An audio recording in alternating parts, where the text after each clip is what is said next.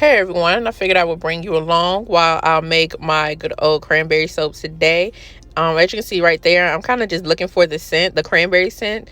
I have a 2-ounce jar.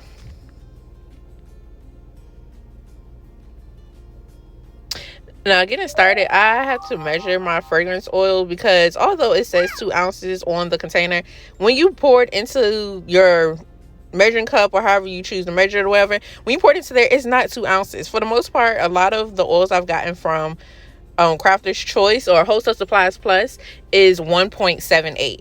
So once I get that number, I then go back into my notes and make my adjustments and everything for my hard oils and my soft oils. And as you can see, I just cover it up, keep any dust or anything extra from getting in there, and then I just sit it off to the side.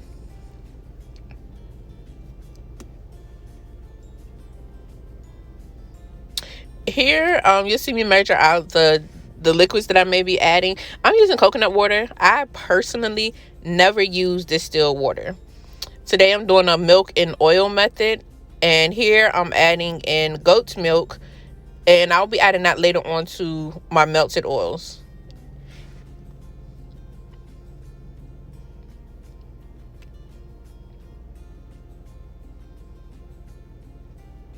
Here I'm adding some organic cane sugar. I love adding sugar to my batches. It gives it even more bubbles, and that's like the best part to me. But you do have to be mindful with how much sugar you add when you think about the other ingredients that you may have, because of course if your soap overheats, it can either crack or you may have spillage.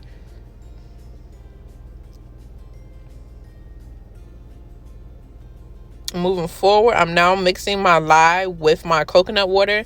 Whenever I mix these two together, honestly, I think it's usually with any liquid other than water, it always turns like a burnt orange color, regardless of how slow or fast that I pour the lye into the mix. So I just go ahead and just dump it all in at once. My only mistake here was that I didn't make sure that my sugar was properly dissolved into my coconut water. A little bit distracted with my kids, but hey. But yes, usually I make sure my sugar is fully dissolved, because when it's not fully dissolved, you'll see later on in the video that when I go to strain my lye mixture into my oils, you'll see the sugar clump come out, versus where if I make sure it is completely dissolved, I'm able to pour and nothing comes out.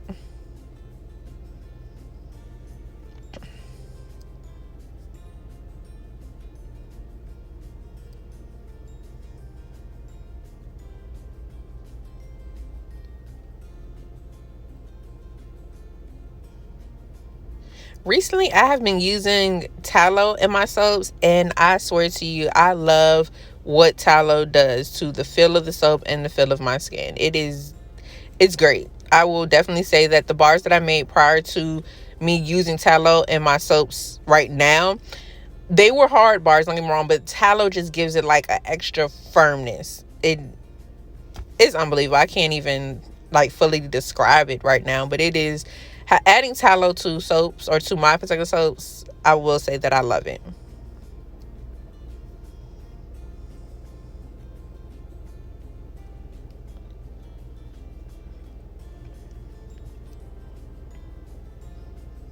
Here I'm going to get my water warmed up and everything, so that I could then set my measuring cup into the pot to start melting the oils down.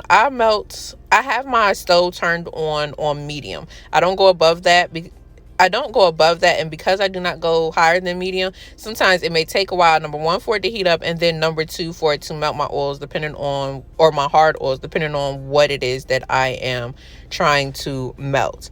And as you seen in a clip beforehand, I went back just to remeasure my fragrance oil, because when you look at the guidelines, I think I was only supposed to use like 4%. So I had to go back and measure out just the 4% for, my batch and everything.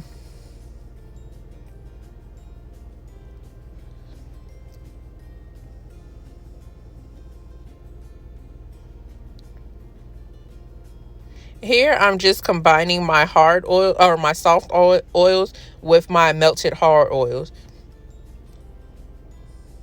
And I don't think I showed it, but in this process as well, the things that I do add Tessa Silk, I do add kaolin clay. Again, here you go, you see I'm adding my goat's milk, and I also add my colloidal oatmeal as well. And I prefer to add my milk this way versus the other way, because I'm kind of paranoid with it scorching and everything, burning, I guess you would say.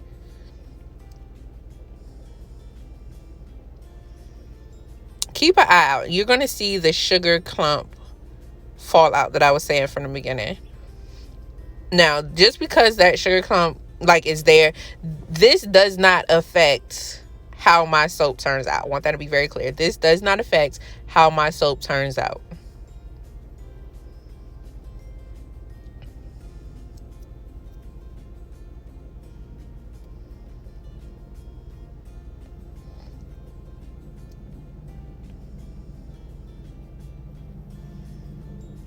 Here I'm adding my cranberry fragrance, and I must say this cranberry fragrance smelled amazing.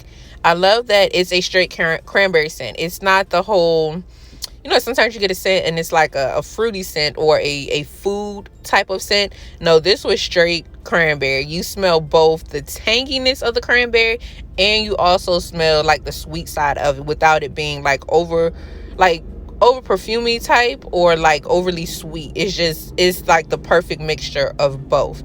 Here I'm separating off a little bit of batter because I wanted to use mica to kind of color some of the batter, the reddish color, to add to the whole thought of cranberries or whatever. So with this color, I also used the cranberry seeds to put on top, and they honestly are like damn near the same color. So that was like a perfect combination on my end.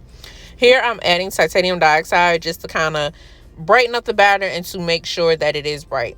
I lost some of my footage, as you can see. It jumped to, me about to unmold it. But what I ended up doing was a drop swirl technique where I poured in the white first. I poured in a good amount of the white, and then I went behind and I did the drop swirl with the burgundy color that you saw me whisking up before it changed scenes.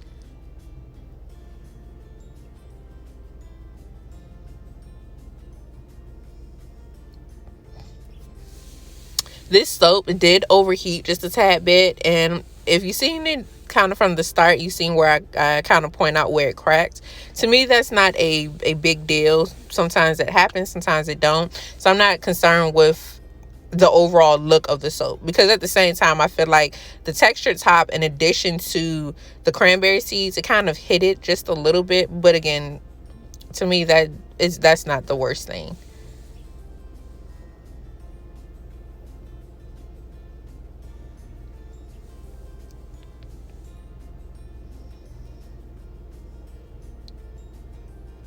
At this current moment, I would definitely say that this is my favorite, number one, favorite scent, but then number two, just overall with how it looks, the creaminess of the soap and everything like that. This has got to be my favorite, one of my favorite batches that I have made. But the cranberry scent, I'm not even gonna lie to you, I'm thinking I might bring that back, like just keep that as a year-round scent, just because it smells so good to me.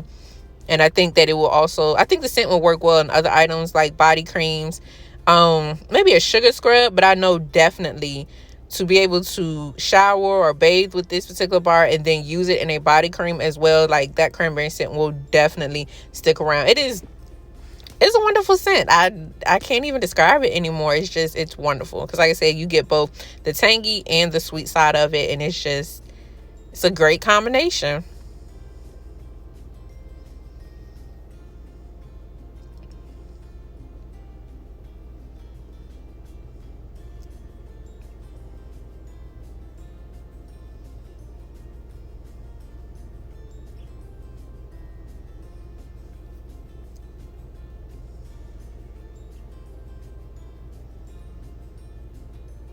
Here you can see my end pieces. I usually keep my end pieces. I don't sell those. What I usually do, I take those, and those are what I use to test it at a week, and then I'll test it again like at the 4-week mark. Or just honestly, just in general, I just tested anywhere between 1 and 4 weeks. Number one, I'm just checking to see if the scent has warped any, checking to make sure, just like double checking how it feels, how it feels on my skin, how good it lathers, how the bubbles are looking and everything. And I must say, this soap it's holding up really, really good. I'm looking forward to listing this on the website. All of my bars are cut for 1.25 inches thick. I know to some people that might be pretty chunky, because I've seen some soaps and they are like, a little more on the thin side, but I love a chunky bar soap. And I figure if I love it, I also figure that my customers would love it as well.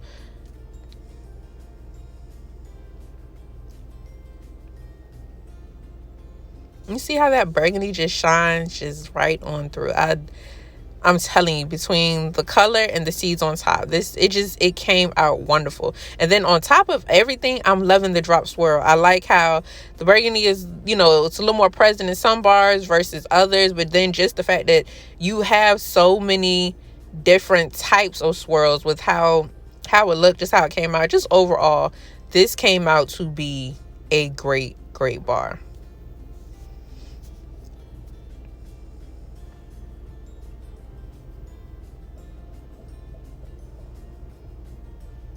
Here I'm just kind of cleaning up an end piece, or like an end thick piece. And what it was is that with my recipe, sometimes when I go to take it out the mold, it may, the points on the very end may be a little soft. So when I go to take it out, it kind of rounds out a little bit. And so I just wanted to cut off that extra piece.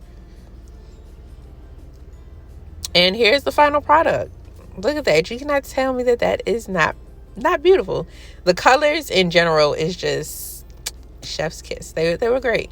But thank you. Please like, comment, and subscribe. Until next time.